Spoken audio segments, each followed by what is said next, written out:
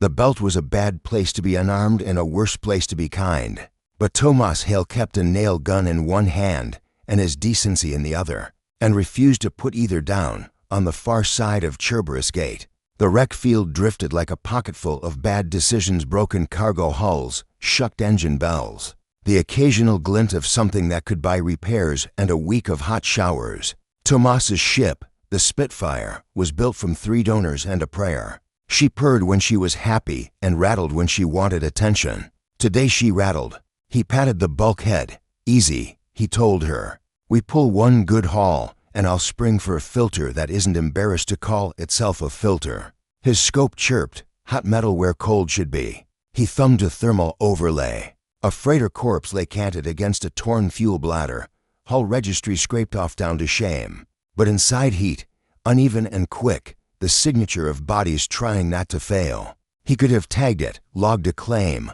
and waited for the guild to arrive with lawyers and guns. He could have turned the Spitfire aside and pretended the chirp was noise. He could have done a dozen belt-smart things that would leave his soul less drafty. Docking approach, he said instead. The Spitfire angled in, thrusters whispering. The freighter's lock fought them, then yielded with a cough of stale air that smelled like metal fatigue and breath saved too long. Inside, a hold subdivided with cheap alloy cages. No maintenance markings, no safety signage. Just narrow corridors and welding spatter, and the hum of a generator wired by someone who didn't plan to stick around. 6 occupants. For adults of species Tomas recognized from tired news feeds. One juvenile with lilac skin, dusted in freckles the color of ground gold. Another small shape curled in the shadows, to still. Tomas's throat tightened. He'd cut bodies from wrecks before, but cages were different. Wrecks were physics. Cages were a choice. He crouched at the nearest door. Hey, he said, voice hitching into gentle. I'm Tomas. I've got a ship. I can get you out. A human man with a split lip stared back. They'll be back.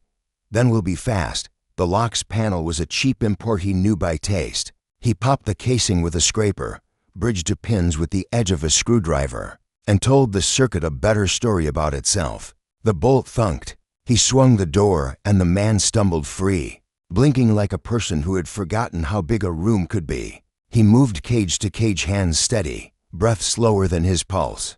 The lilac girl clung to her bars with long fingers until her nails tore. Up close he saw her eyes, pupils ringed with flecks that caught light and kept it. He held up both palms and kept his voice low. It's loud out here, he said. Come on, quieter on my ship. She didn't answer. She listened to him like people listen to weather. When he cut the bolt, she flinched but did not run. She stepped into the corridor and touched the wall, as if learning the shape of free. Hail. The human man tugged his sleeve, panic backfiling his courage. Skiff inbound. They left to shake a refinery. They'll be hearin', the Spitfire's passive scanner chimed. The pirates were punctual. Tomas pushed the rescued toward his lock. Go, that way. Follow the yellow tape. He palmed the nail gun and the cutting torch. The nail gun had a cracked guard and a grip formed by his hand over years. The torch smelled like work. He stood in the corridor so anyone entering would see him first. Not a hero pose. A mechanic's, this is my space. Behave. The skiff bumped the freighter. Boots clanged on deck. Laughter came first, the lazy confidence of people who think the universe owes them change for a bill they never paid.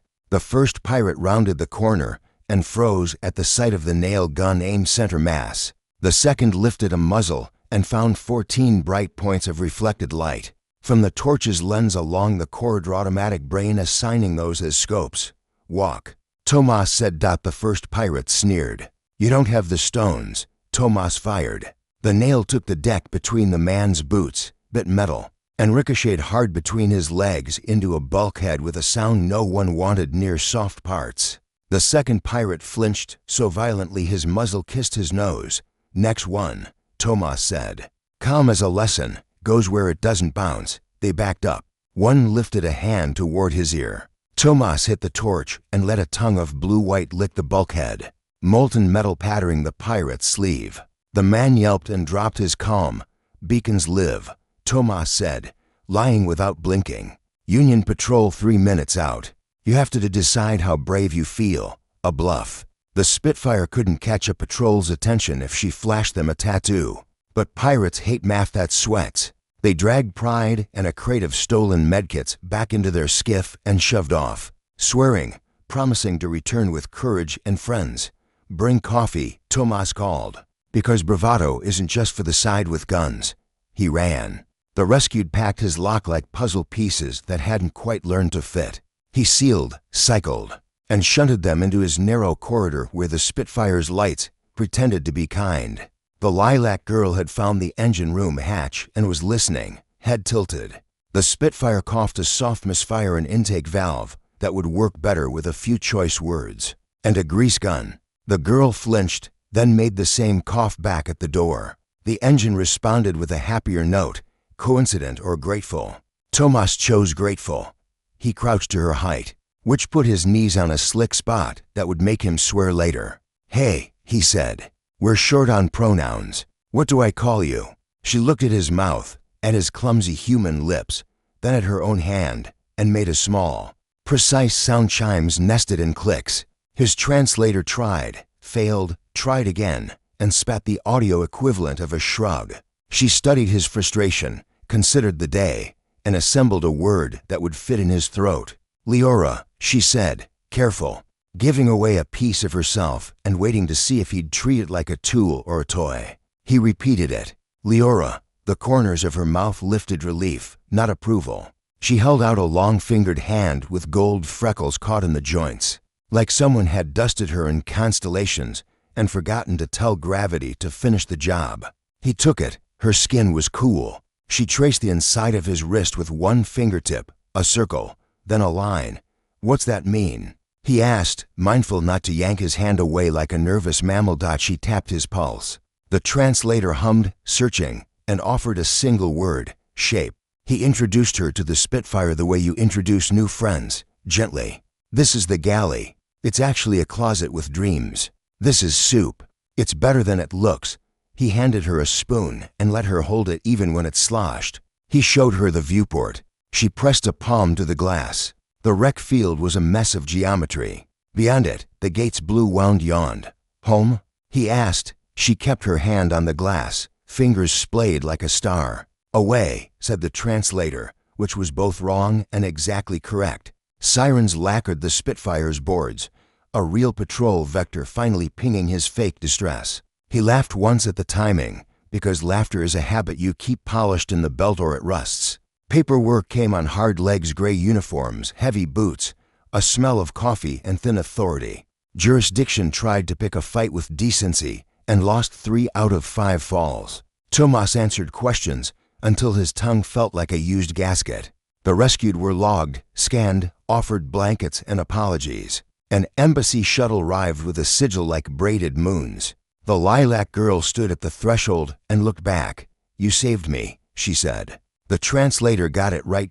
Tomas shook his head, the motion small so the moment would fit.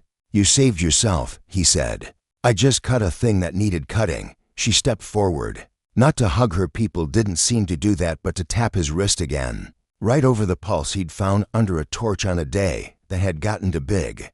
"I will remember the shape of you," she said. He wanted to ask what that meant in her language with no mouth for lying, but the world kept moving at its usual rude speed. The shuttle sealed. The Spitfire sighed. The patrol signed things.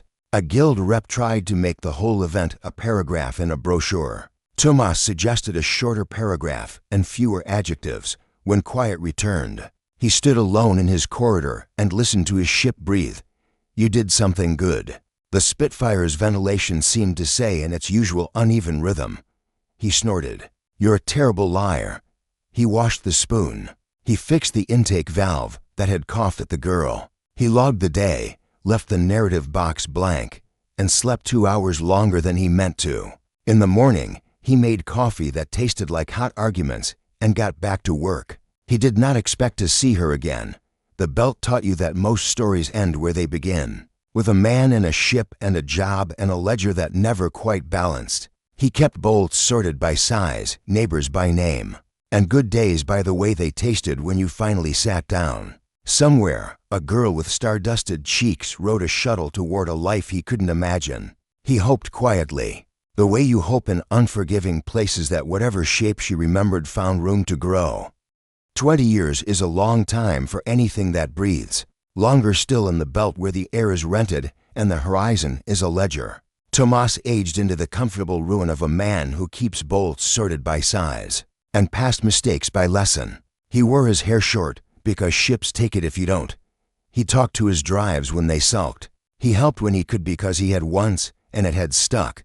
The galaxy pivoted as it always does. New navies found old reasons. The guild went corporate. Stations changed their names but not their leaks. Rumors threaded the lanes about a rising power in the pursued marches. A coalition welded by a young monarch who ended wars by dragging chairs to tables and making people sit. A queen with star-quiet eyes and a voice like a good engine, low, steady, persuasive. Tomas heard the name once in a bar with bad lighting. Leora of the Trying Crown, a captain said, as if tasting a story. Born of the Alaran, claims a debt to a human with grease on his hands. Tomas grunted into his drink. The galaxy made coincidences out of people. It was rude to answer back. On a bad day, the math finally caught him. Raiders with better ships and worse patience found him on the far side of Cerberus. They took his cargo, then decided not to leave witnesses. Tomas put his ship between their gun and the small refinery he'd been supplying. He fired the nail gun because it was there and old habits make friends of stupid ideas. There are silences that come before death. They have a weight. This one shattered under a shadow, an angular ship that slid into the fight with the economy of a cut. Its hull shone a pale violet that starved camera sensors. It spoke once in a voice that reminded the pirates of their mothers and their math. Stand down. They didn't. The ship taught them about precision. Boarding craft clamped to Tomas's hull with a kiss that took nothing it could borrow. The airlock cycled. A woman crossed the threshold with guards like well-behaved thunder. She wore a crown that had learned humility, simple metal, complex history. Her skin sparkled along the cheekbones with a dusting of gold. Tomas hail, she said, as if confirming a heartbeat. Do you still talk to your engines? He blinked. His mouth started to say ma'am and decided it didn't know the right word. Leora. He settled on. Because some names are inside you and just wait. She smiled, and the years between snapped into a line straight as a tether. You kept the shape I remembered. He glanced at the crown, the guards, the improbable ship that had changed men's minds with a syllable. You kept a few shapes I didn't expect, he said. She laughed, brief and real. You saved a girl. I became a person. It seemed fair. Her ship's crew poured aboard and repaired the damage they hadn't caused with an efficiency that made Tomas feel obscene amounts of affection. He watched hands he'd never hold rewire his life. Why now? He asked. Because the people who sell people are moving through your lanes again, she said simply. And because you never asked for anything when you could have asked for everything. I've learned to fear people who keep ledgers. I've learned to trust people who keep promises.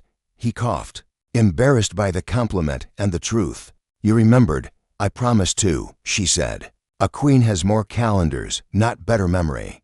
The Tryon Embassy shuttle made Cerberus Station look honest for an hour. It slid in without swagger, matte hull, modest crest. A coronet of running lights that meant we are not here to be impressed by ourselves. Dockhands straightened without being told. The corridor scrubbers, usually lazy as cats, found a second gear. Someone replaced a long-dead bulb outside. The clinic because pride had a way of fixing. Small things on its way to large ones. Tomas waited at Dock 4, with a torque wrench in his pocket because empty hands felt like lying. The Spitfire's skin was still warm where Leora's crew had patched her, seams tight, panels flush, ship humming like a throat that had learned a better song. He kept touching the new rivet lines as if a well-placed bolt might vanish if not watched. The embassy hatch parted. Guards fanned first disciplined thunder in soft boots followed by officials in collars that tried and failed to outstare the belt. Leora came last. Crown simple and slightly crooked atop practical braids. No train, no scepter, just sleeves rolled and a jacket that had known a bulkhead. Majesty, said the refinery chief, a woman whose jaw could cut rope. She tried to curtsy, halfway remembered her knees were Union property. and settled for a nod you could set a leveling bubble on. Rana, please, Leora said with a small incline of her head. Save majesty for rooms that need reminding. Her eyes landed on Tomas like a scanner finding a familiar frequency. Hail, Your Highness, he managed, and immediately disliked how the words felt in his mouth. Too smooth, not enough grease. The station's been pretending to behave good, she said. Let's make it a habit. They took the long corridor to the guild chambers. Tomas noticed the way Leora walked, not like a parade. Like a mechanic on a schedule fast when the floor allowed, slower past a jagged plate, measuring turns for people behind her. She pointed out a lip in the decking with 2 fingers so a junior officer wouldn't catch a toe. Queens can do that. So can leaders. Only one kind does it when no one is watching. The guild hall was a metal bowl that had learned to be a conference room. Screens dangled like eelgrass. A ring table dominated the center, democratic in theory, territorial in practice. Trawlers in oil-stained jumpsuits. Guildmasters in collars that remembered when they were nooses. Free captains with faces like maps. The air smelled like coffee, iron burn, and caution. Leora didn't take the highest seat.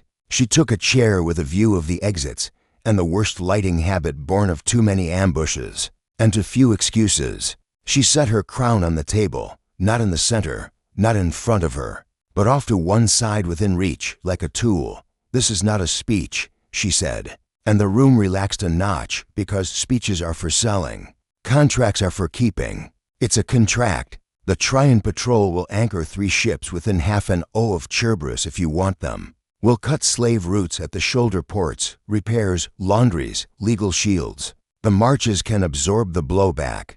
In return, we want things, information, and a promise not to sell your neighbor when money gets thin. A guildmaster leaned back to see if he could make his chair creak into authority. We can't afford queens. You can't afford men who think people are cargo, Leora replied. Not unkind. And you can afford the kind of strong that doesn't make your kids smaller. Murmurs like rats in a cargo hold.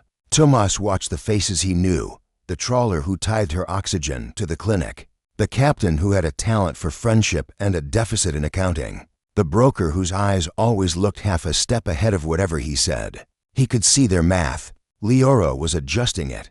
A captain with a scar that had never learned to settle said, "If we're a protected harbor, the cutters will come for us. The guild will blink first. It always does.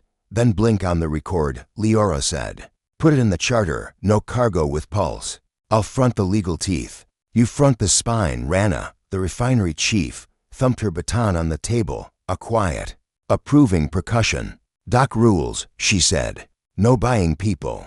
No selling people. No pretending you don't know what those words mean. And when the slavers pull our kids into debt with shiny contracts," a young trawler asked, chewing a lip she'd bite bloody if someone didn't stop her. "Then we build a clinic for lawyers," Leora said dryly, "and a fund that buys bad contracts and shreds them. Trian will seed it. You'll keep it honest." The room snorted laughter against its will. Humor is a pry bar. A freebooter with a voice like gravel poured slow tried on insolence. "And if we say no, if we like our margins greasy, then you keep your harbor unprotected," Leora said, still not unkind. "And I take my ships where the children are cheaper to save. But you will see me again. The men who sell people use the same paths as the men who sell fuel. We all breathe the same air. My patience is long. My memory is accurate." Silence took a lap. Tomas felt the gear teeth mesh. He raised a hand. "Because old habits make you polite in rooms where violence might be the next agenda item. We don't need a queen to tell us right from wrong," he said. "We need a neighbor with a bigger wrench. If Trian is offering that, I'll show where the bolts are." It wasn't eloquent, but in the belt eloquence buys fewer meals than sincerity. Heads nodded. A vote went to hands, then to signatures, then to the kind of document that holds weight even when paper is a luxury. A line in the station's charter burned with an engineer's torch and read aloud in 3 languages. The crown stayed off to the side the entire time, next to a cup that someone kept filling with coffee and not looking at when the ink and heat cooled. Tomas found Leora alone in the Spitfire's narrow corridor, tracing with a fingertip the crescent scar his torch had left on the nail gun years before. "You kept it," she said. "It kept me. he replied. Times when I needed to point at a floor and remind someone it had feelings. She smiled a little at that. Up close, he could see the tiny planets of gold dust in her skin, caught in the light like stories in a jar. Were you always headed for a crown? He asked, because gratitude makes a man brave in sideways ways. My people don't have crowns, she said. We have circles. The universe put me in the center of one and refused to move me. A crown is just a circle you can see. And the Trian? 3 worlds that decided to braid instead of break, she said. Someone had to tie the knot and keep checking it. You talk like a mechanic, he said. Found as a curse, because everything that matters is maintenance, she said. Ships, friendships, laws, debts, her voice gentled, including this one. He shifted under the weight and the warmth of it. You don't owe me, I don't, she agreed. But I'm glad to keep the account open. She reached out not to take his hand, but to tap his wrist where she'd traced his pulse as a child. He felt the same precise touch, a memory completing its circuit. The Spitfire's speaker popped an old capacitor's way of clearing its throat. The station net jolted alive with a tone everyone in the belt learns. Before they can afford the lesson, incoming trouble, Rana's voice. Clipped and calm, triangulated bursts on the black side. Slave skiffs accelerating for the gate. 4, maybe 5. One cutter, Surrey Leora's interceptor pilot. Cheerful even when the air burn came in over the embassy band. We've got them on long. They're making the face pirates make when they smell easy money. Of course, Tomas muttered, grabbing the torque wrench he'd never put down. Bad math keeps bad company. Leora's eyes went flint soft. She slid the crown back onto her braids like a mechanic reseating a gasket. It changed nothing essential and made everything readier. Stations, she said into the net, voice even as a level. Dark the unnecessary lights. Warm the nets. Any child not holding a tool gets handed a sandwich and a job. Copy, Rana said. And Leora, try not to dent my scaffolds. I just painted those, no promises, Leora replied, the corner of her mouth tilting. She turned back to Tomas, already moving. We use your map. We use my map, he said, and slapped the grease-stained rag onto the console like a flag you could trust. And your nets, she nodded. Neighbors, then neighbors, he echoed. The corridor lights shifted to the soft amber Cerberus used when it wanted everyone competent, and no one dramatic. The Spitfire's engines purred, pleased to be invited. Outside, the station exhaled like a boxer loosening their shoulders before a round. Tomas felt the old coil of adrenaline, familiar as a morning ache. He tested the nail gun's magazine, thumbed the torch's igniter, and rolled his neck until it popped. Let's teach some math, Leora said. And the belt unarmed, unkind, and finally deciding to be a harbor got to work. They built the trap the way good mechanics fix a life, from what was at hand, with more nerve than parts.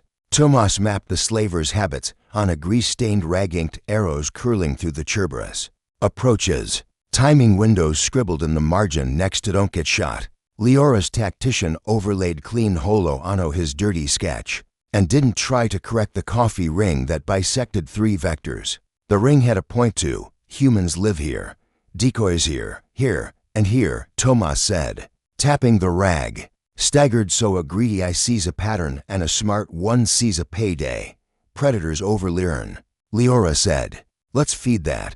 Cerberus Station agreed to kill half its lights, turning the horizon honest, turning the docks into shadowed promise. Trawlers volunteered to drift as background noise, hulls cold. Transponders burping the tired telemetry of 6 ships. The refinery chief, a woman whose jaw could cut rope, balanced a stun baton across her shoulders and said, don't dent my scaffolds. I just painted those.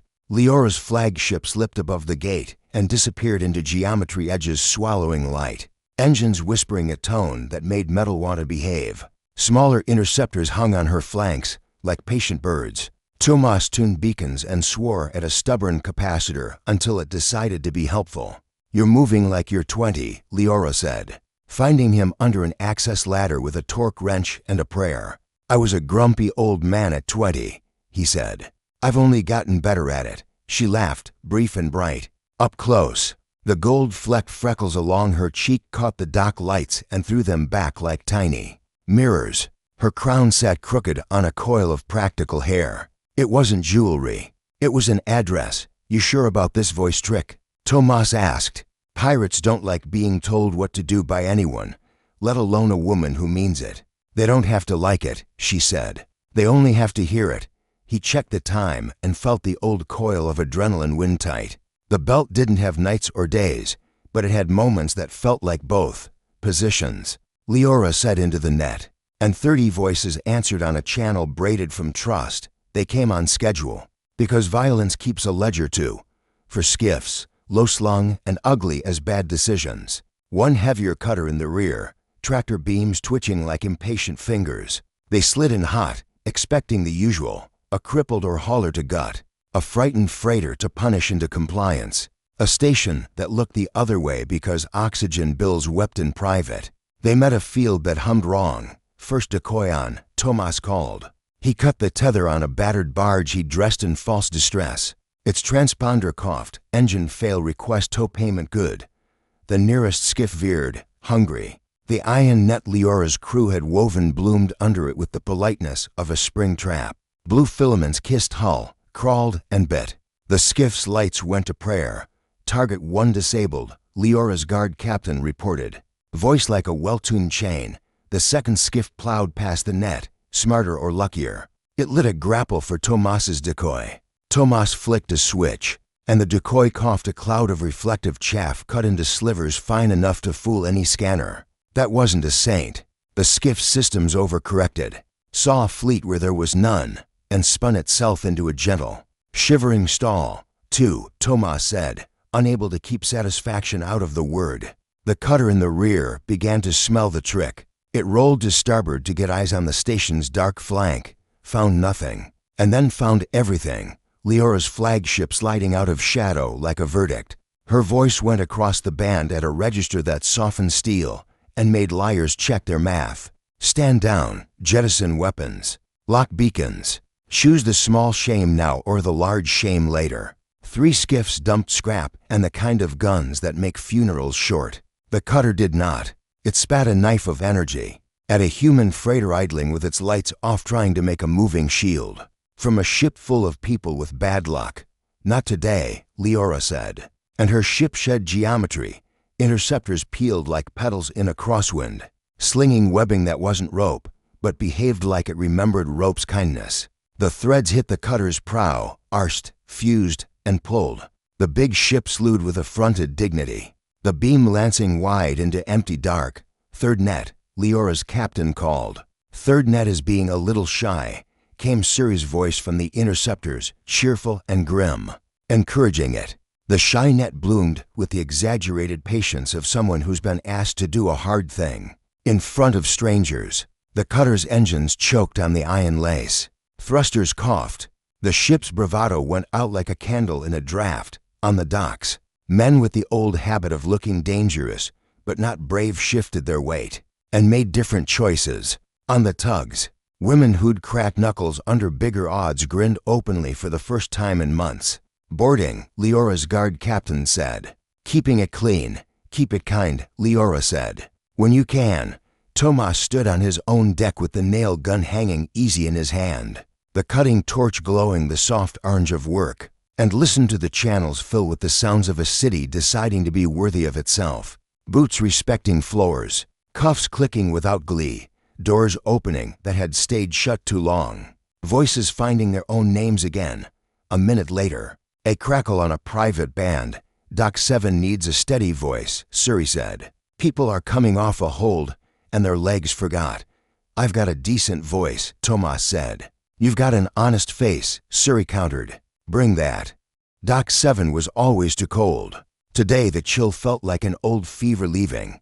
They opened the slavers' holds, and the air that came out had the stale sweetness of breath saved up for later. People spilled and staggered and stopped, some because their eyes needed to catch the light, some because hope makes you clumsy. A man whose cheek had forgotten how to cradle a tear put his head against a bulkhead and apologized to it for shaking. A child stood, took one step, sat down, and laughed in astonishment at the floor. Leora was already there, crown askew, sleeves rolled, palms up. She did not reach first.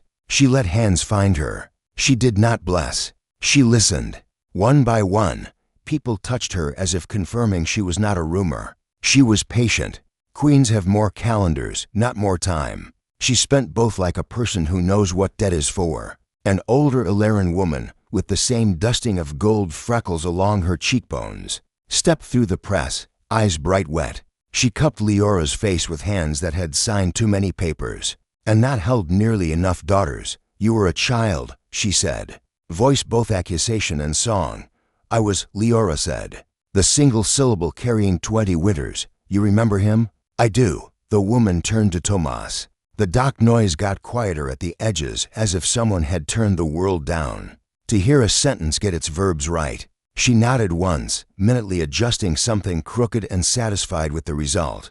Then the circle holds, she said. Something unclenched in Tomas that had been keeping him upright for years. He nodded back, because anything more would be disrespectful to gravity. The slavers came off last. Wrists cinched behind them in cuffs that did not care what badge they used to wear. A mouthy one started a sentence with "you can't," and discovered mid-vowel that he could, in fact, be escorted into a cell that had health care and witnesses. Dock rules. The refinery chief announced in a voice that made bolt heads turn. No selling people. No buying people. No pretending you don't know what those words mean. She wrapped her baton on the deck. And wipe your boots.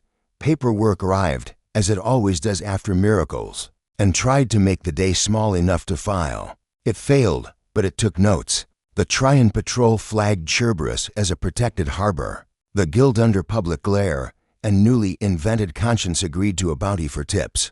That dismantled slave routes and a bigger one for turning in men who made others smaller. The clinic on Dock 3 doubled its shifts, and somebody finally fixed the flicker in the corridor lights outside the children's ward. Because it had been bothering everybody for months, the ceremony later was small on purpose. No speeches that could be traded for credit.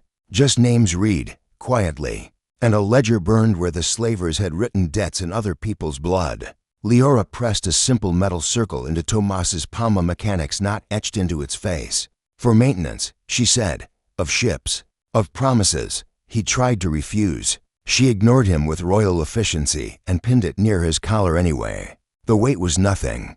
The implication wasn't. Goodbyes in the belt are utilitarian. People leave. Air is rented. Days don't wait. Still, the airlock tried to make a moment of itself. Leora's flagship hummed patient behind her, eager as a hound told to sit and doing it proudly. Will I see you again? Tomas asked, the question foolish and honest. You have my coordinates, she said, sending a tight beam that landed on his console with the soft thunk of a new tool in a familiar box. Use them when you need chairs pulled to tables. Or coffee. Coffee first, he said. Chairs later. She reached for his hand with the same gesture she'd made as a child, fingertips to his wrist, tracing the pulse. The old scar he wore there, a crescent left by an impatient weld years ago, glowed with attention as if remembering what it meant to be touched on purpose. I will remember the shape of you, she said. You already did, he said, because sometimes deflection is gratitude in a smaller jacket. Her smile went sideways in the exact same way it had 20 years ago, on a bunk too small for both memory and soup. Then she turned, crown catching dock light, and walked back into a ship that had learned her stride. The flagship eased free with a courtesy burn that left scaffolding unshaken. It slid into the darker part of space and made it gentler by existing in it. The raiders who'd escaped did their math again and found it wanted new numbers. Tomas stood until the last glint went out, then turned to the work that always waits, bolts sorted by size, manifests without lies, neighbors by name, a nail gun that needed its spring replaced, a cutting torch that always ran a little hot when it was happy. The Spitfire thumped her gratitude in the duct above the galley, her way of saying we did something that will keep today from starving tomorrow. He brewed coffee that tasted like hot arguments and good endings. He set the small metal circle on the console, where it caught nothing but light, and wrote a hand letter to the refinery kids about why you grease threads and promises, on Cerberus. A new sign went up above the main dock, nitrogen monoxide cargo with pulse, nitrogen monoxide people with price, welcome home. Below it, someone had scrawled in chalk, Not quite straight. Ask for chairs. We have extras. In the belt. Everything is rental. The air, the luck. The days you don't have to raise your voice. But some things you get to keep. Sometimes it's a ship. Sometimes it's a circle. Sometimes it's the echo of a small hand on your wrist that makes you remember your own shape. When the world tries to sand it down, Thomas patched a hose, cursed a bolt that deserved it, and smiled into the quiet hum of a dock that had decided, at last, to be a harbor.